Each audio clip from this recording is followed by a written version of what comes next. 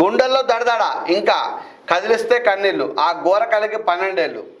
రక్తబొడిన హైదరాబాద్, దద్దరిన దిల్సుఖ్నగర్, మంచిర్యాలలో విషాద జ్ఞాపకాలు. సరిగ్గా 12 ఏళ్ల క్రితం ఇదే రోజు సాయంత్రం సమయంలో చల్లగాలికి బయటకు వచ్చిన యువకులు, విద్యార్థులు దిల్సుఖ్నగర్ ఏరియాలో పిచ్చపాటిగా మాట్లాడుకుంటూ ఒకరికొకరు కలుసుకుంటూ పలకరించుకుంటూ ముఖంలో నవ్వులు చిందించుకుంటూ మాట్లాడుకున్న సమయం.